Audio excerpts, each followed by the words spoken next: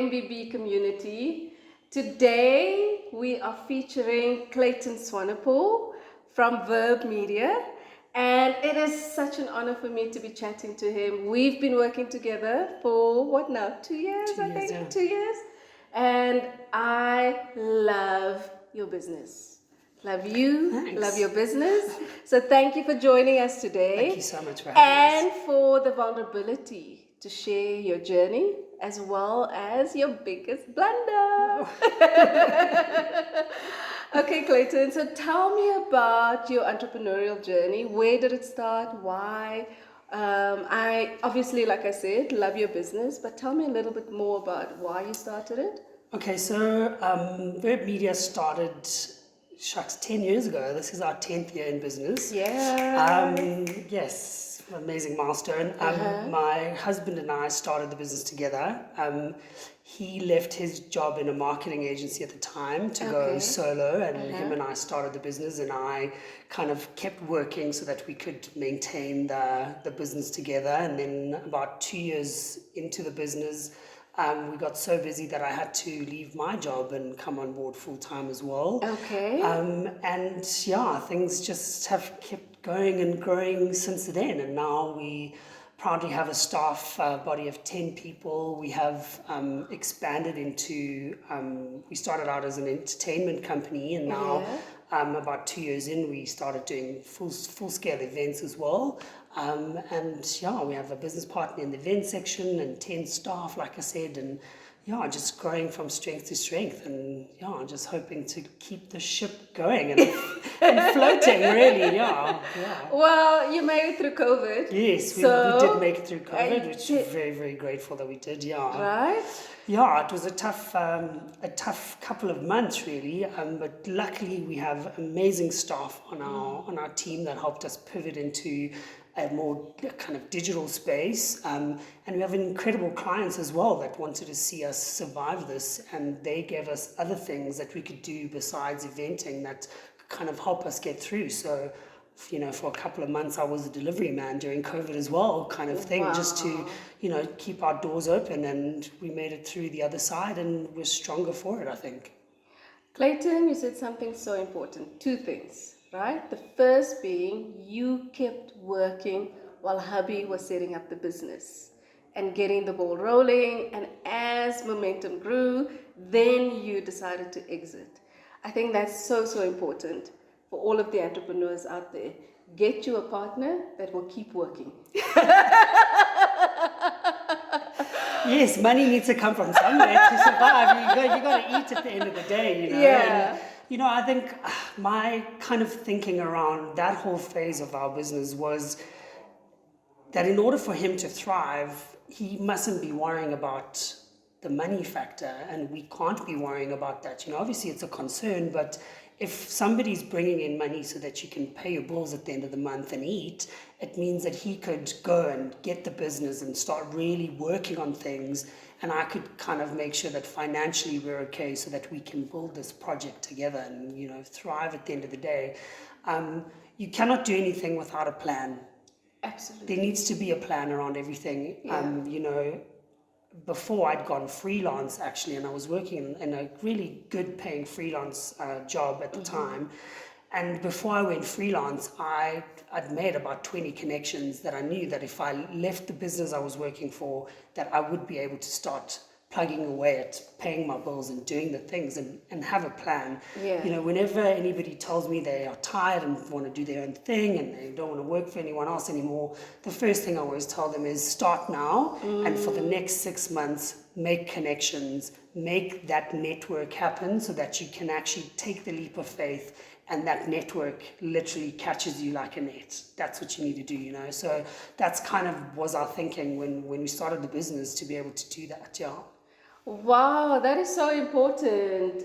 Give yourself a soft landing. For those early stage entrepreneurs, whether it's you creating a savings account, if you have an existing job, create that savings account so financially you give yourself a soft landing. Or if you have a partner, have a plan. And so don't just exit because you're tired, right? But exit strategically. It is so important to start well. And many of us don't. I didn't. There was woo, Clayton.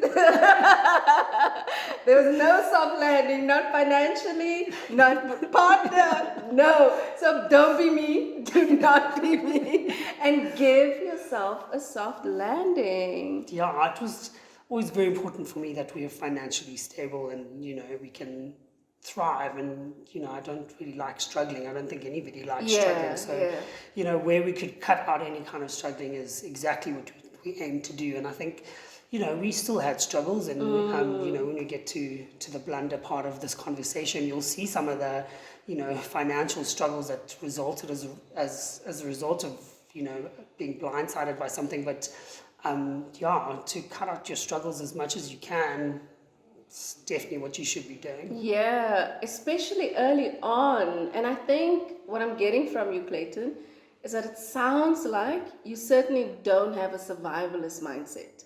You have more of a strategic mindset where it's important for you to go at life, whether it is in a relationship or whether it's in business, to go at your whole life, all of it, the whole thing, strategically. Yes. So plan things out, like you said, start networking, even if you are full-time employed, start networking in the space that you actually want to exit into.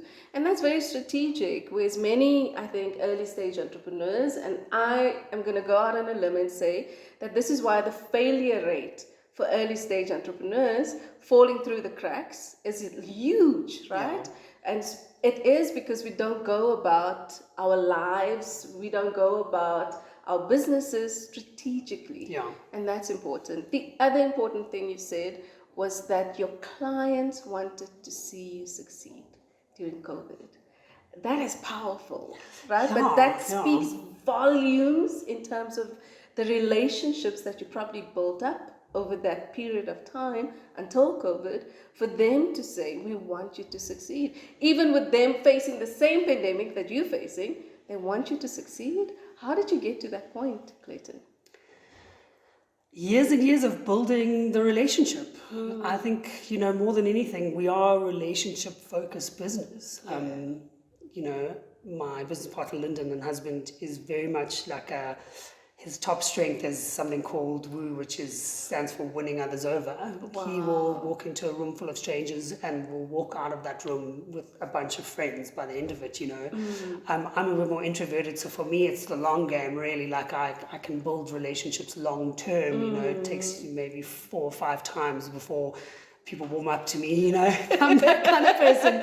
But once I'm in there, I'm in there, and we'll be bonded for life in a relationship. And I think relationships are the foundation of our business. And without those key relationships, I don't think we'd be where we are today. And it's super, super important to us. Yeah, and again, it speaks to the fact that, I'll say it again, that it sounds like you don't have a survivalist mindset. Yeah. And I think when entrepreneurs are in survival mode in their businesses, it's more about, I need to pay the rent, I need to pay the school fees. And so you're just chasing and hustling for that next paycheck, right? And then there's less focus on building those deep relationships. Also love the fact that you and hubby are complete opposites. Yes, complete opposites. Very, very different. And they do say that opposites attract, but it sounds like it makes for the perfect marriage. It makes for the perfect partnership in your business, because obviously you guys complement each other in areas where, like you said, he'll walk out of the room with a bunch of friends, but then you come in and you turn those friendships into longer term relationships. Exactly. Right? So I love that. So Clayton, being part of the LGBT community, have you had any negative experiences from a business perspective? I'll be honest and say no. Okay. We haven't. I don't think the foundation of what we do is based on that. I don't think our personalities or who we are as individuals is founded on that either. Yeah. I mean, it's just one small aspect of who we are. And I think South Africa, for all the troubles we have around things in the country, I think people don't really focus on that as much in our business as they do on the product that we deliver. I think the work we do for you is more important than who we are. Yeah. And I think that speaks volumes for for us, rather than focusing on being gay. I'd rather you focus on the work I give you and how amazing I make you look, you know. One of our biggest goals in the business, besides building great relationships, is making our clients look good. You know, we work with a lot of marketing departments in big corporates and that sort of stuff. And for me, the biggest pleasure I get is when I have a client come to me saying how their boss was congratulating them and how people were coming to them saying how amazing things were. When they look good is when I am looking good and I feel good. And that whole scenario has nothing to do with me being part of the LGBT community at all, you know. So no, I don't think we've had any negative feedback or anything like that about it. Not really. Oh, I love the fact that you said, or you mentioned that as a country, we might have a whole lot of stuff and then some going on at the moment, especially. But from a diversity and inclusion perspective, especially when it comes to business, we are more open-minded and we are more inclusive. And I must attest to that, because even for me as a Black woman, early on in my business, if I look like this at 45, can you imagine what I looked like at 26 when I started? Right? And so, I think as a country, what I experienced when I went to Kenya and Uganda was very different from a woman running a business. From a gender perspective. Very, very different experience. And so a lot of times when I was there, and I was there for almost 2 years, I would miss home. Just from being able to, as a woman, walk into a boardroom and be respected for what you're bringing to the table, and not being disrespected because you're a woman. So I love the fact that as a country, we might have a whole lot going on. But from a diversity and inclusion perspective, I think we're far ahead, or more ahead than other African countries when it comes to that. 100%. So yes to us, yes. There's always a silver lining. It's not just the bokke that we can celebrate.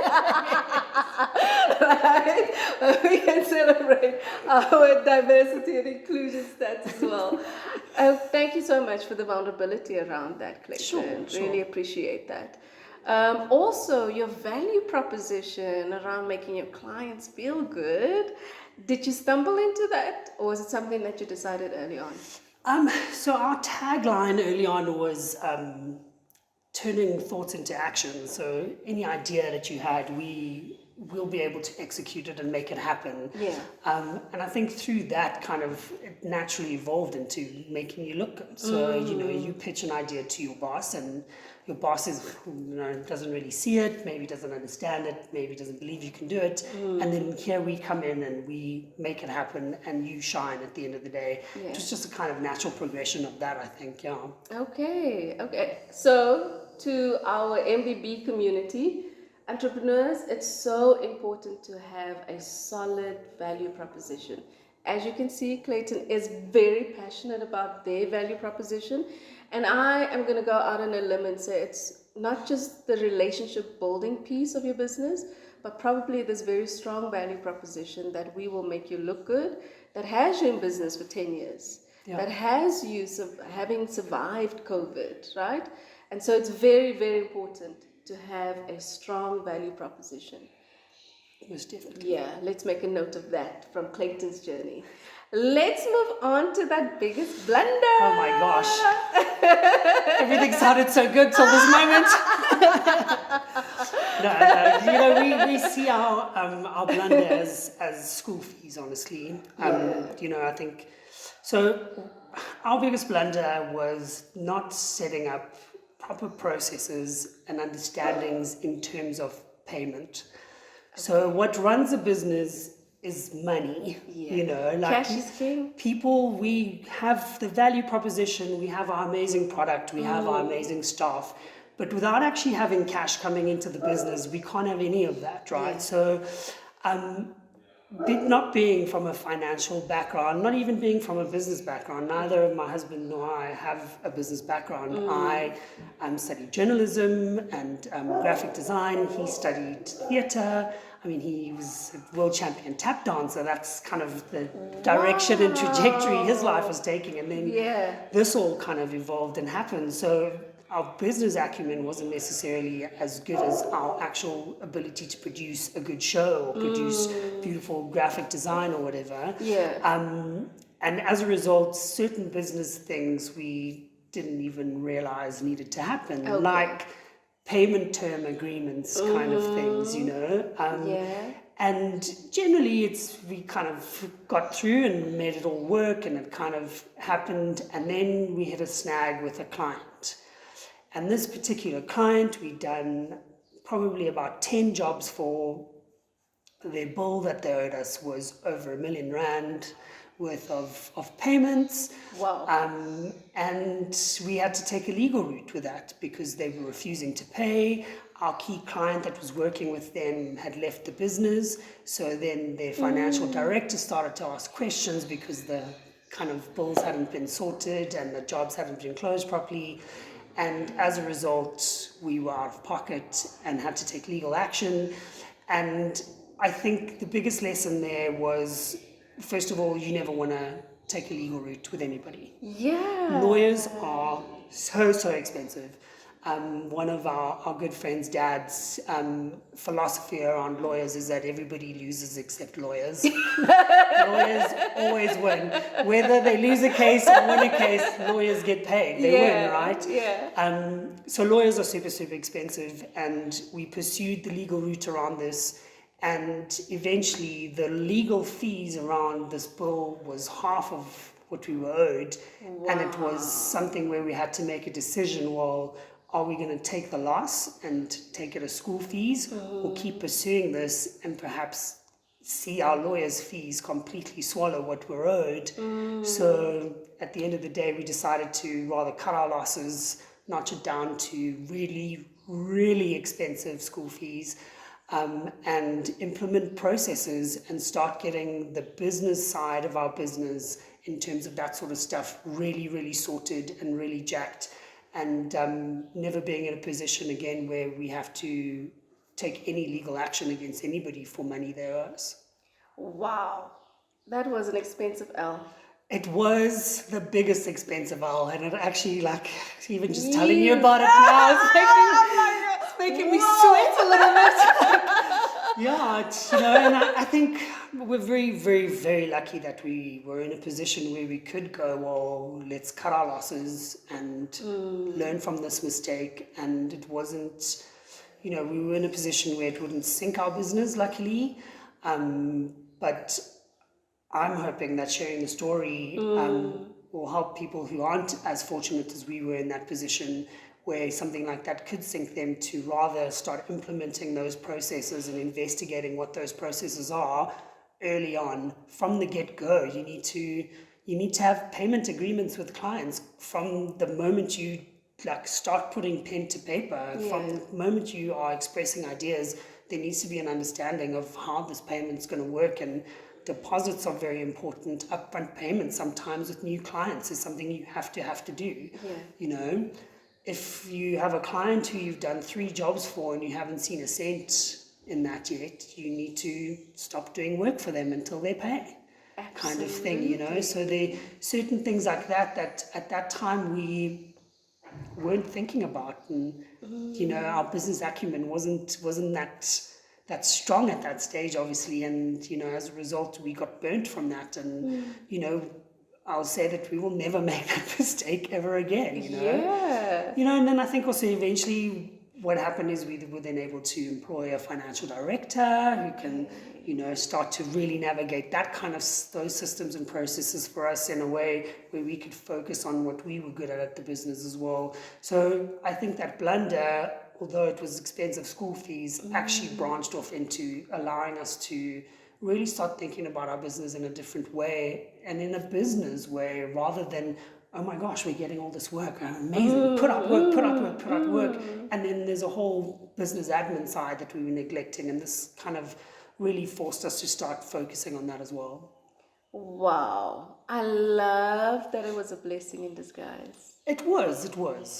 Always a lesson, never a failure. That's how I see things, You'll get knocked down.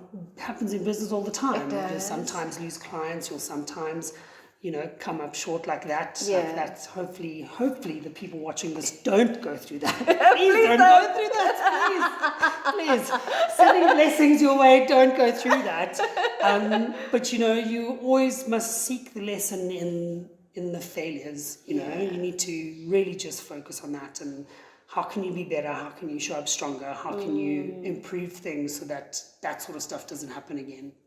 I love that because I can't remember who said it, and it's not verbatim, but it stays a failure until you learn the lesson.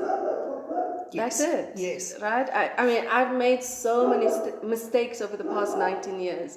I have failed dismally without any soft landings. Woo! Yeah.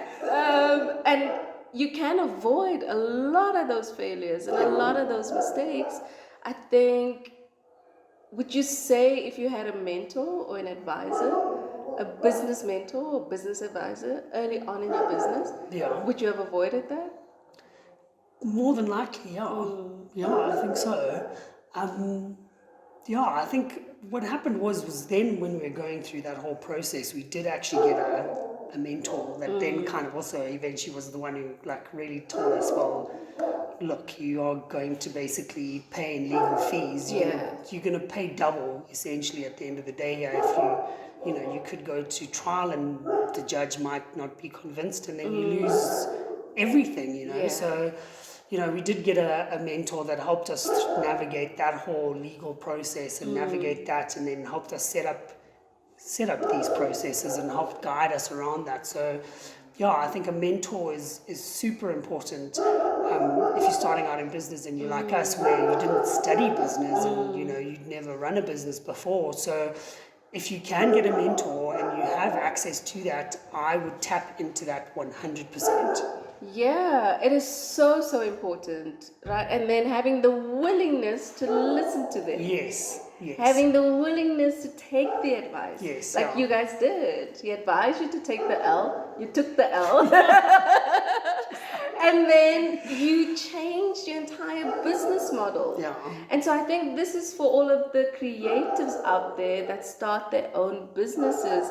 Yes, we can get so immersed in the creative process and putting out amazing creative work for our clients that we tend to shy away from the business side of the business. And that was me as well, early on in the journey. Yes. And at some point I had to go, I now have employees, I need to pay salaries. Yes. We're in an office, we need to pay rent. Things need to change around here, right? Yes. And so I think for the creatives out there, it's important to set up those processes and systems very early on in your business. And yes, it's tedious. Best believe it's tedious because you have to go through every process. You're talking about the financial process. There's a creative process, right? There is a business development process. There's so many different processes in your business.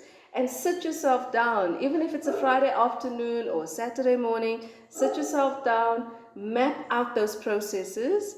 It is tedious, it's very boring work, but it's the best thing that you can do for your business early on. And then, yes, get a mentor, get an advisor, and listen to them. Yes, exactly. And once you reach the point where you can, start bringing people into your business that have the skill set to do the things that you don't want to do. Yeah. The financial director we have, the best decision we ever made. Yeah. We have an HR, an operations person that's come in and she's incredible at what she does and she's helped take so much off of our shoulders and helped fix certain pathways of things. All our producers are incredible. Do your business in a way that you can grow, and once you start growing, start bringing in the people with the skill set that you need to be thriving in areas that you might not have the acumen to thrive in. I love that because I think what I've also seen with a lot of early stage entrepreneurs is that probably one of the first appointments they make is a PA. so that when they're networking, they can go, my PA will call you. You don't need a PA. No, you don't. You do not You need a might PA. need a financial director Yes. or Yes. manager. So I think your first few appointments should be people that are really good at what you totally suck at. So rather look at making 100%. those first few appointments, right? And then as the business grows and the need for a PA might grow, make that appointment. Yeah. But those early appointments that you make as you build your team needs to be people that are really good at the stuff that you totally suck at. Yes. And then you have to have the self-awareness to say, I suck at managing money. So we're going to have to 100%. get a financial manager in. And there's no shame in that. No. I think as an entrepreneur, you need to have a high level of self-awareness to be able to look at yourself and say, okay, these are the things or these are the areas where I am certainly not good at. We had another MVP interview with Alev, and he said he does, as much as he's the founder of his business, he's not good at being a CEO. That level of self-awareness, Clayton, next level, right? And so I think, especially if you want to be in the game long term, and you also don't just want to be a survivalist in the game, you have to sit yourself down and get to know yourself. And I always say that there's 3 things that will introduce you to you very quickly: entrepreneurship, a relationship, and travel. Yes, 100%. You know, and I think when you come to a point where you can acknowledge, okay, I'm terrible at this, what's more empowering than giving someone else that work to do where that fuels them and that drives them and they're good at that? It means it creates room in your day for you to focus on other things. It doesn't mean you're not going to be involved in the decision-making processes. You always will be. We'll always have a financial meeting. Once a month, we have a financial status where we go through debtors, we go through creditors, we do the whole shebang. Yeah. And I want an overview of what's going on, but that's your baby. Our financial director, it's your baby. You deal with that. And I just want to constantly know that you're okay and that things are going okay. Yeah. And I want feedback. That's what I need. If there's a decision to be made, let's make that decision together and off you go. I'm here, that's how it should be, I think. In terms of HR and that sort of stuff, I'm quite involved in that in our business. But our HR director is incredible at that. She's super fair, unemotional, empathetic, but unemotional about things. And she can speak to people in a way where everybody walks away happy and everybody has an understanding of what the boundaries are around things. You need that kind of person and those kinds of people to come into your business to help you make your business a success. I don't know very many people who can be a one-man-fits-all scenario. Yeah. I think it's practically impossible. I mean, even the most genius business people will outsource their accounting. Exactly. Exactly. Even someone like Elon Musk, who's a genius, who could probably do all those things, will outsource that because he knows that he can't possibly do all of that himself. Exactly. He's part of decision-making processes, but he's not the one actually doing the work and implementing the things. Yeah. You need to be able to be a decision maker, not necessarily a on the ground for everything kind of person, And sometimes in our business, I mean, you have to. Sometimes in our business, I'm carrying furniture around an event. I'm setting up flowers. I'm doing those sorts of things because that's what our business requires. But if we have somebody else that can do that and I can focus on what's my core kind of role in the business, I'm going to let them do that and make sure they're doing the right job, but trust them enough to be able to go away and come back and celebrate the success of it, And the most important thing that you said is trust them to do it. Yes, yeah. I'm going to go out on a limb and say that most entrepreneurs are control freaks. Yes. Most founders are control freaks. And so we have difficulty trusting. Yes. I love that there's 2 things that you've just highlighted. That when you make those key appointments, trust that they can do what you've appointed them to do. And if you know you're a control freak, go see a therapist, do Yes, something about yeah. it, so that you do not become a micromanager. Because nobody wants to be a micromanager. I think especially in a small environment, it just becomes too obvious when you are a micromanager. Yes, yeah. And also it just takes away, because that was me early on. And I think it was the expansion to East Africa and spending time in Kenya and Uganda, where I had to let go of the Joburg office. And so that's when I started dealing with my control freakness. I had to let go. I had to, because I could not run 3 offices in 3 countries, trying to control everything. I was going to drive myself nuts, right? You know, and being a micromanager is a dirty cycle in a business. Because what ends up happening is if you're micromanaging somebody, they start to lose, either they're going to be very frustrated and they're going to leave because you're micromanaging them, or you break down their self-esteem and they stop trusting themselves to make decisions. And then that person's going to come to you with every little decision that needs to be made. And often those decisions are like, well, why are you speaking to me about this? You know what the answer is. Go and do it. I would rather have a work environment where a staff member makes a mistake and we can fix it rather than them being unable to act at all. Go out and make that mistake. You can always fix a mistake. You can always fix it. Oh, that's powerful. But if you're not making the decision, then that's not always fixable. Yeah. If at minute 99 you haven't procured 150 princess chairs for the event and the event's starting in 2 hours' time, I can't fix that. Yeah. Whereas if they arrive on site with the wrong colored chair, we can perhaps make a plan and make a change. Yeah. Inform the client, do something to fix the situation. But if there's nothing there because no one's taken action, then we're in the dwang. So rather act and fix later on than stifle staff with micromanagement where they don't feel like they can actually make a decision for themselves. Ooh, but the powerful thing you said, Clayton, is that as a micromanager, you have the ability to actually break someone's self-esteem down to a point where they don't trust themselves.